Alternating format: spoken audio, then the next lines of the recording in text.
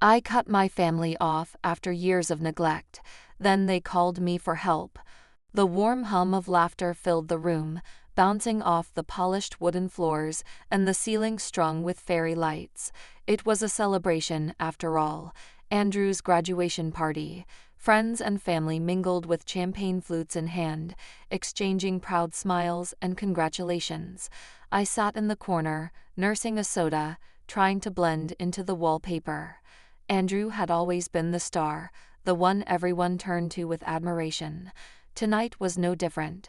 He stood at the center of it all, looking every bit the golden child in his crisp suit, his graduation cap perched jauntily on his head.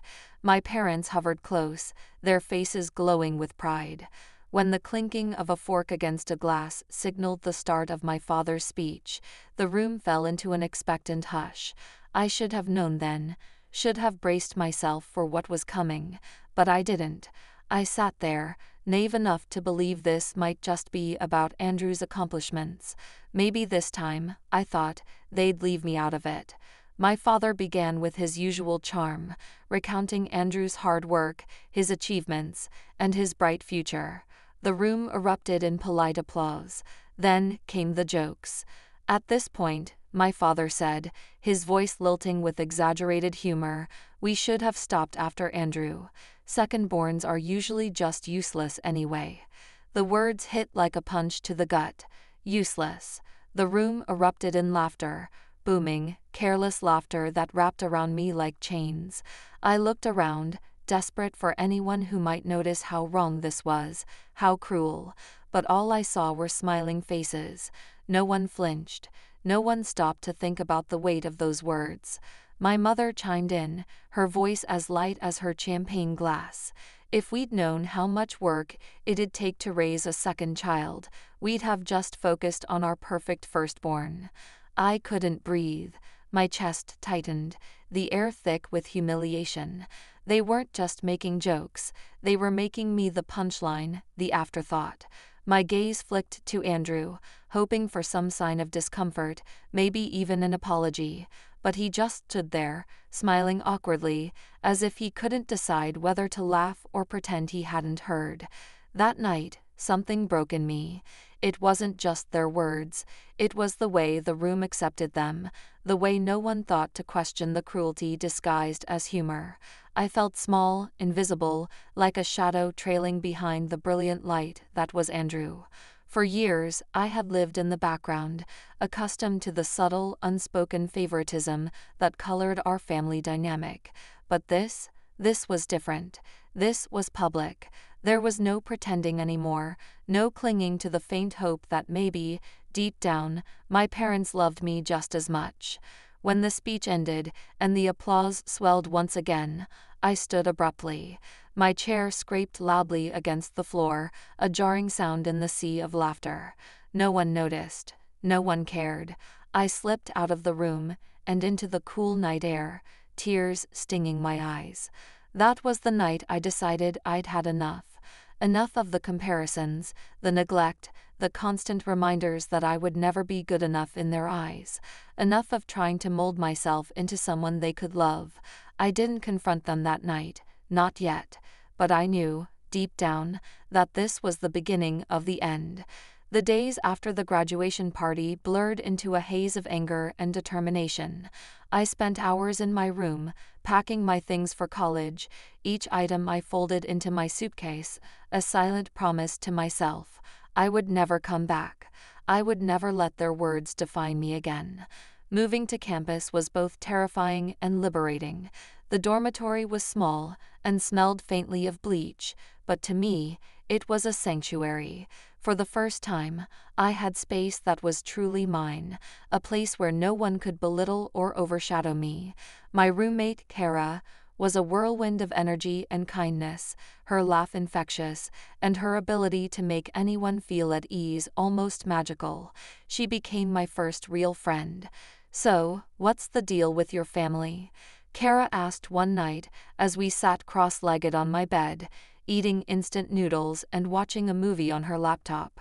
Her tone was casual, but the question hit me like a weight. I hesitated, my fork hovering in midair.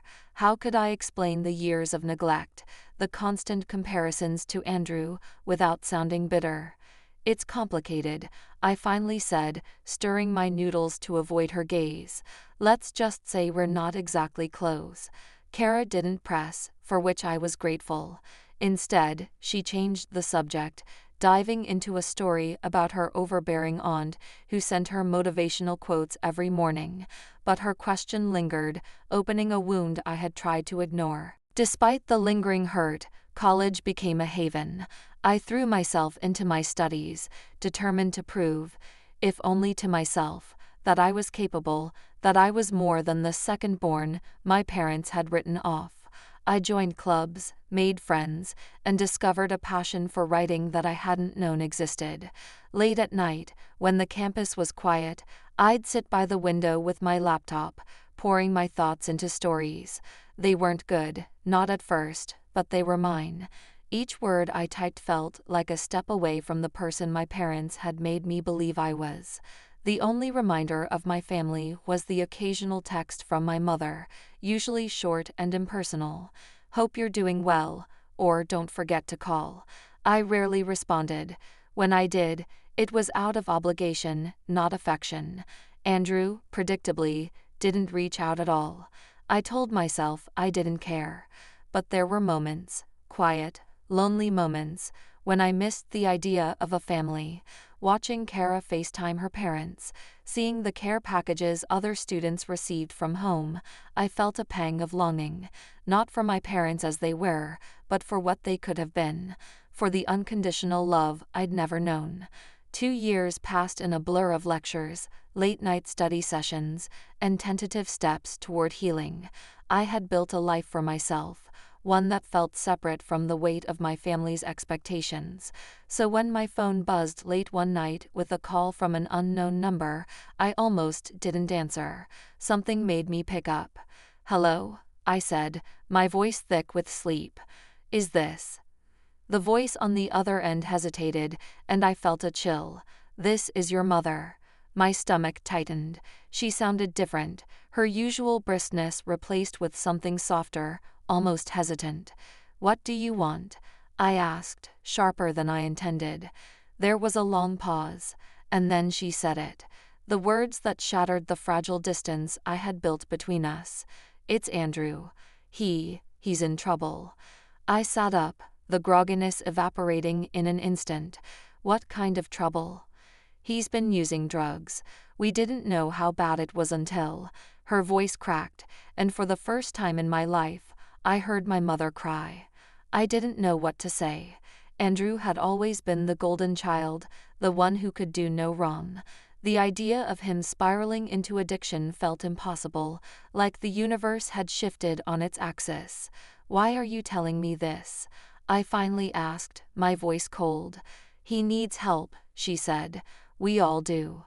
I wanted to laugh, to tell her it was too late, that she couldn't expect me to swoop in and fix the mess they'd ignored for years, but a small, stubborn part of me, the part that still longed for family, kept me from hanging up. "I'll think about it," I said, and ended the call before she could say more. That night, I lay awake, staring at the ceiling. Memories of Andrew flooded my mind, his smug smiles, his dismissive comments, the way he basked in our parents' praise, while I stood in the shadows. But beneath the anger was something else. Pity. He had been their favorite, yes, but he had also been their puppet, molded and pressured into the perfect son. Maybe he hadn't come out of it unscathed after all. The next morning, I called my mother back. "Tell me everything." Meeting Andrew again after all those years was surreal.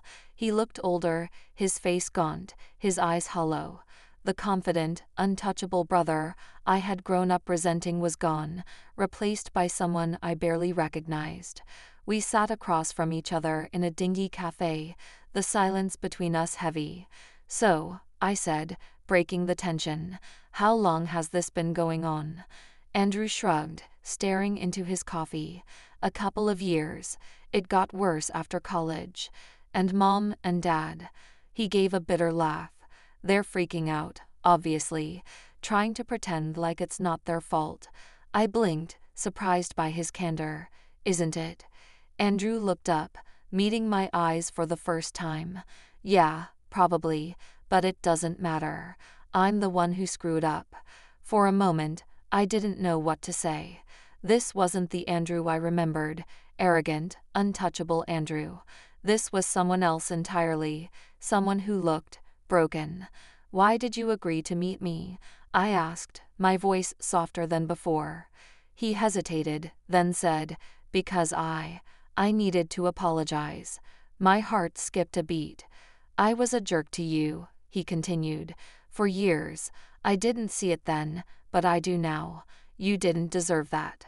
The words hung in the air, raw and unexpected. I swallowed hard, feeling tears prick at the corners of my eyes. For so long, I had dreamed of hearing those words. I just hadn't expected them to come from a place of such pain.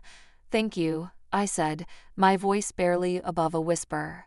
It wasn't a perfect reunion, and it didn't erase the years of hurt, but it was a start. Helping Andrew was harder than I expected. It wasn't just the logistics, finding a rehab facility, navigating the emotional landmines of our family dynamics. It was the sheer weight of his struggle.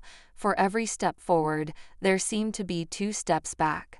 But for the first time in years, I felt like I was part of something. Not just a spectator in the drama of my family's life, but an active participant. Mom and Dad were a mixed bag. My mother threw herself into the role of supportive parent, though her efforts often felt performative, more about maintaining appearances than genuine care. My father was less involved, his discomfort with vulnerability showing in the way he avoided difficult conversations. It was frustrating, but not surprising. They had spent so many years building a facade of perfection that facing the cracks was almost too much for them to bear. Andrew, to his credit, was trying. He attended meetings, followed the program, and even started seeing a therapist. There were days when he was almost himself again, cracking jokes, teasing me in the way that used to drive me crazy but now felt oddly comforting. But there were also dark days, when the weight of his addiction seemed to crush him. Those were the hardest, for both of us. One night, after a particularly grueling family therapy session, Andrew and I sat on the porch of my parents' house, the silence between us filled with the chirping of crickets. "Do you ever think about leaving?"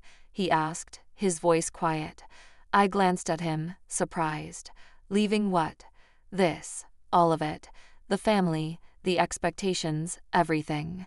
I thought about it, the years I had spent trying to escape, the distance I had built between myself and the people who had hurt me. I did leave, I said, but it's not that simple. No matter how far I go, they're still part of me. Andrew nodded, his gaze distant. Yeah, I get that. For the first time, I saw him not as the golden child or the screw-up, but as someone who was just as lost as I was. It was a strange, bittersweet realization. The road ahead was long, and I knew there were no guarantees. But as we sat there, sharing a quiet moment of understanding, I felt something I hadn't felt in a long time. Hope.